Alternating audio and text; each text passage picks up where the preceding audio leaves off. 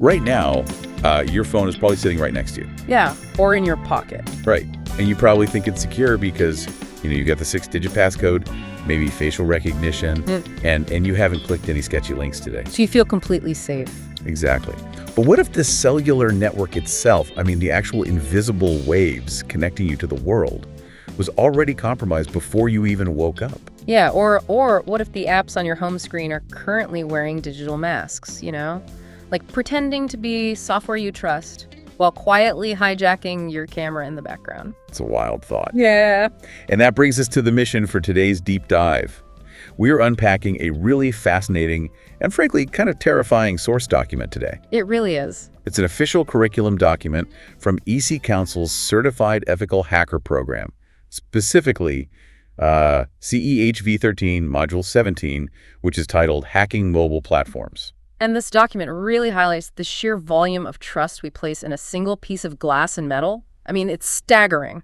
We really do treat them like impenetrable digital fortresses. We do.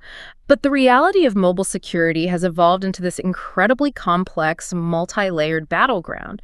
We're dealing with highly sophisticated, often completely invisible attacks. Right. Attacks that use multiple different vectors to, drain financial information, bypass security protocols, and basically turn the device you rely on against you. Exactly. And before we get into the malware and the specific hacking tools, we really need to understand the fundamental architecture of a mobile attack. Right, how they actually get in. Yeah. The curriculum breaks this down into 3 main entry points. Think of them as different physical locations an attacker can target. Okay, lay them out for us. First, there is the device itself. So this involves tricking you into jailbreaking the phone or exploiting unintended permissions you gave to an app. Just standard targeting of the hardware in your hand. Right. Second is the network. This means intercepting the data as it travels through the air. They use things like rogue Wi-Fi access points, man-in-the-middle attacks, or DNS poisoning to basically reroute your traffic. So they grab it while it's in transit. Exactly. And finally, there's the data center, or cloud. Here, attackers bypass your physical phone entirely. They just go straight for the back-end servers that store your app data. I like to picture this whole thing as a bank robbery. Oh, that's a good way to look at it. Yeah, so the phone itself is the secure bank vault. But according to this document, attackers aren't just trying to pick the lock on the vault. No, they're attacking the armored trucks carrying the money. Right, which is the network. And they are even attacking the bank's corporate headquarters, the data center itself. Which is often the most lucrative target. Right. And if they go for the headquarters, the document mentions something called SQL injections. How does that actually work in the context of a mobile app? So an SQL injection is this brilliant manipulation of logic. Imagine walking up to a bank teller, but instead of handing them your account number, you hand them a note with internal instructions on how to open the vault. Okay, that sounds bold. Right. But if the bank system is misconfigured, the teller just reads the note and blindly follows the instruction. They don't even question it. Exactly. So in an app, an attacker types a string of malicious code into a normal input field, like a username or a search bar. Oh, wow. Yeah, and if the app's backend database isn't properly secured, it reads that input not as data, but as an administrative command. And it just dumps the entire database of user credentials straight to the attacker. That is insane. Okay, so regardless of which door they use, the vault, the truck, or the headquarters, what is the actual payoff once they break in? Like, what do hackers actually do with a compromised device? Well, a source outlines 4 primary profit categories. First is surveillance, which involves quietly hijacking your microphone or camera. Creepy, but makes sense. Very. Second is financial. This could be extortion via ransomware, forcing your phone to silently make expensive premium calls, or even secretly using your phone's processor for cryptocurrency mining. Just burning up your battery to make them money. Exactly. Third is data theft. They want your contact lists, highly sensitive health information, or your device's unique IMEI number. Wait, let me stop you there. IMEI number.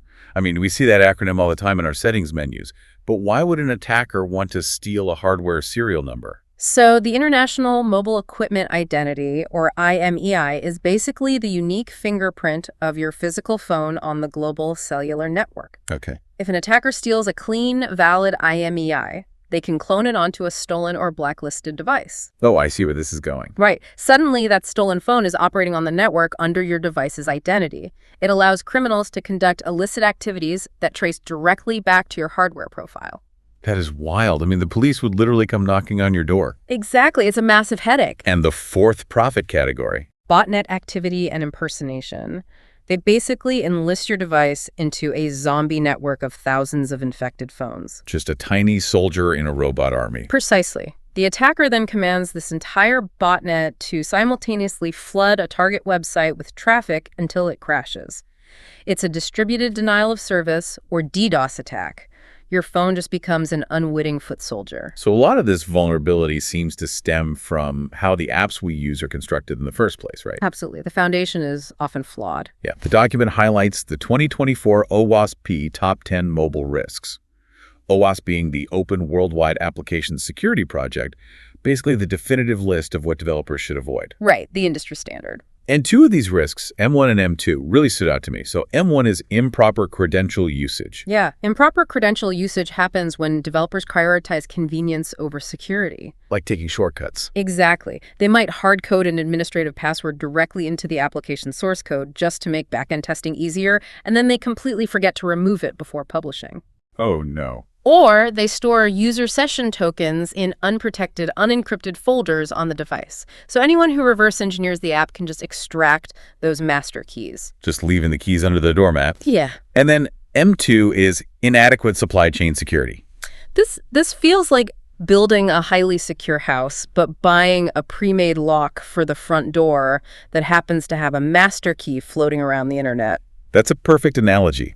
The modern app ecosystem relies heavily on third-party libraries. Right. Nobody writes everything from scratch anymore. Exactly.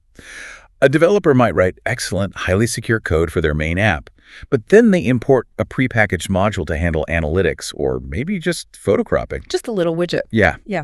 But if that imported module contains a backdoor or an unpatched vulnerability, the developer has unknowingly compromised millions of their own users.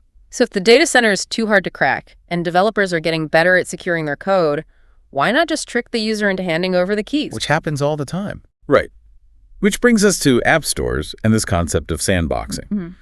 There is a very common, very comforting belief that as long as you stick to the official Apple App Store, Google Play Store, you are perfectly safe. It is a very comforting illusion. But the curriculum specifically debunks this. How so? Insufficient vetting processes mean that malicious apps absolutely do slip into the official marketplaces.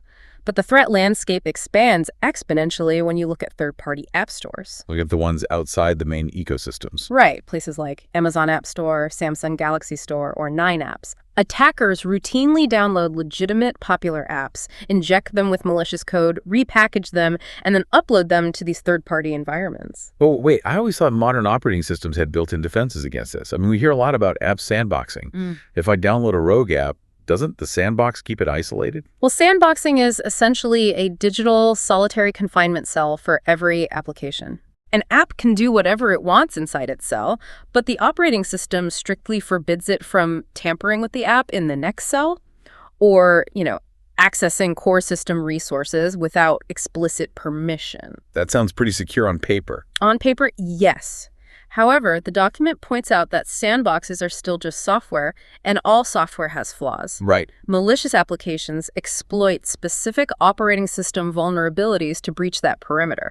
They break out of their cell to harvest data from other apps. Wow. And the curriculum provides a chilling example of this called the Agent Smith attack. Yes, this one is fascinating. It is, and here is where it gets incredibly sneaky. The malware doesn't just sit next to my apps in its own sandbox. It actually wears a mask and pretends to be my apps. Exactly. Like, it targets legitimate platforms like WhatsApp or MX Player and literally replaces them. Huh. But how does an operating system let an evil twin just overwrite a legitimate application? The mechanism of the Agent Smith attack is really a masterclass in exploiting the update process. Okay, walk us through it. First, the attacker lures the user into downloading a seemingly harmless app, like a generic photo editor from a third-party store. Something you wouldn't think twice about. Right. Once on the device, this Trojan horse hunts for popular apps. But instead of trying to delete and reinstall them, which would trigger all sorts of user alerts. Yeah, I'd notice if my WhatsApp deleted itself. Exactly. So instead, it intercepts Android's internal update mechanism. When an app updates, Android checks if the new version has the same digital signature as the old one. To make sure it's authentic. Yes. But Agent Smith exploits a known cryptographic loophole to essentially splice its malicious code into the existing application package without breaking that digital signature. So Android just processes it. Yes, thinking WhatsApp just got a routine verified update. That is terrifying. So I tap the WhatsApp icon, the app opens, I see all my messages. But in the background, this spliced code is doing what exactly? It takes direction from a remote command and control server. The immediate payload usually involves hijacking the app's interface to serve invisible, fraudulent advertisements, which generates massive financial gain for the attacker. Just printing money in the background. Yep. But because it has inherited all the extensive permissions you originally granted to WhatsApp, it can sit there quietly stealing credentials, reading messages, and siphoning critical personal information.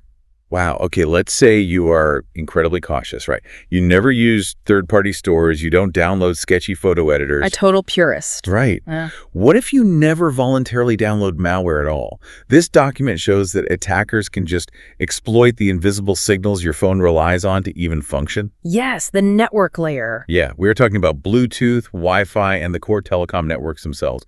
Let's start locally with Bluetooth. Sure. If you leave your Bluetooth set to discoverable in a public space, or you connect to open, unencrypted public Wi-Fi routers, you are just broadcasting vulnerability. Inviting them in. Pretty much. The document differentiates between two major Bluetooth attacks, blue snarfing and blue bugging. Okay, what's the difference? Well, blue snarfing is essentially a sophisticated data extraction. If your device has a vulnerable, older Bluetooth connection, an attacker within range can quietly siphon off your contact list, emails, text messages, and photos. Just pulling data out. Exactly, and your screen never even lights up. So snarfing is the theft of data. And what about blue bugging? Blue bugging is total system compromise. Instead of just pulling data out, the attacker pushes a backdoor in. Oh, wow. Yeah, they gain actual remote access to the device. From a laptop across the coffee shop, they can intercept your live phone calls, read and forward your messages, and execute commands as if they were physically holding your phone. That is unsettling. And that handles the local threat, but the document moves on to a global threat that completely blew my mind. The SS7 vulnerability. Yes, the SS7 vulnerability. We are talking about Signaling System 7, which, as I understand it, is the underlying communication protocol that allows different cellular networks around the world to talk to each other. That's right. Like, it's why I can travel abroad, connect to a foreign cell tower, and still get a phone call from my home country. Exactly. SS7 is the backbone of global mobile roaming, and what is truly fascinating and alarming is the sheer foundational flaw in its architecture. How did they miss it? Well, it was designed decades ago, and it operates entirely on a system of implicit mutual trust between telecom operators. Meaning what exactly? Meaning there is virtually no authentication verification built into the core protocol. It's like a global postal system where no one ever checks the return address on the envelope. The post office just assumes that if a letter enters the system, it must be from a legitimate sender. That is the exact mechanism. Because the network doesn't authenticate the source of a routing request, an attacker who gains access to the SS7 network. Which they can just buy on the dark web, right? Yes, often by purchasing access or by compromising a smaller regional telecom somewhere in the world. Once they have that access, they can perform a man-in-the-middle attack on a global scale. How does that look in practice? They send a routing request to your home telecom provider saying, hey, this user is roaming on my network now. Please forward all their calls and texts to me. And the home network just does it. It blindly trusts the request. The attacker can now intercept your text messages, listen in on calls, track your exact geographic location, and crucially, intercept the one-time passwords sent via SMS. They don't need to be near me. They don't need to hack my phone's operating system. They're literally hacking the roads the armored trucks drive on. Exactly. It's an infrastructure attack. And if you think that's systemic, the document details an attack on the physical SIM card itself, which is called SIMjacker. It exploits something called the S@T browser. The S@T browser, yeah. The SIM Alliance Toolbox browser, it's a piece of legacy software pre-installed on millions of SIM cards globally. What was it even for originally? It was originally designed to provide a set of basic instructions for the carrier, like launching a customized menu for billing or support. Okay, so how does SIMJacker exploit that? Well, the vulnerability allows an attacker to send a specially crafted fraudulent SMS message to your phone number.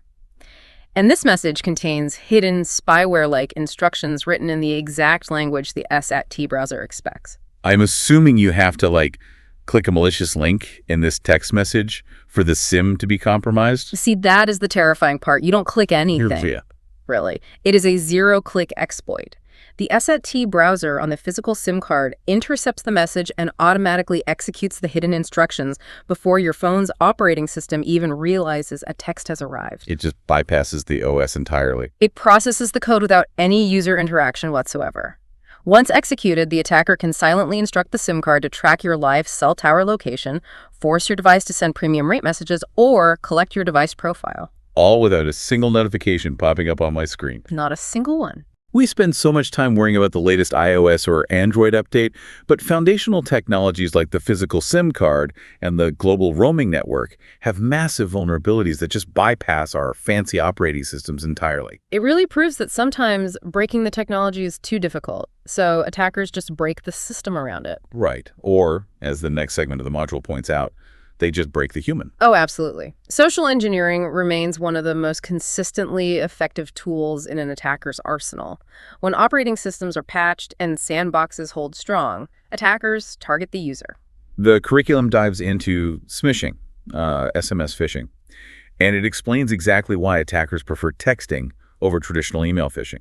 There's this deep psychological element to it. There is. SMS has incredibly high engagement rates. I mean, people tend to read texts almost immediately upon receipt. Yeah, my email inbox has 1,000 unread messages, but my texts are always cleared. Exactly. We also harbor an inherent misplaced trust in SMS. We view it as a more intimate, direct channel compared to an email inbox overflowing with spam. Plus the character limits, right? Yes, because of strict character limits, it is completely normalized to see shortened URLs in text messages. Which perfectly disguises malicious domains. Exactly. And crucially, unlike enterprise email systems, which have robust spam filters and built-in anti-phishing heuristic analysis, the basic SMS protocol generally lacks comprehensive security screening. And the attackers are experts at creating urgency. You get a text saying your bank account has been locked or your package delivery failed. They want you to panic and click. Right. And if they want to escalate the illusion, they don't just text, they actually call. The module details call spoofing, using tools like SpoofCard to completely manipulate caller ID. Call spoofing fundamentally breaks our reliance on verification. With a tool like SpoofCard, an attacker dictates exactly what number appears on your screen. They can just type in whatever they want. Yep.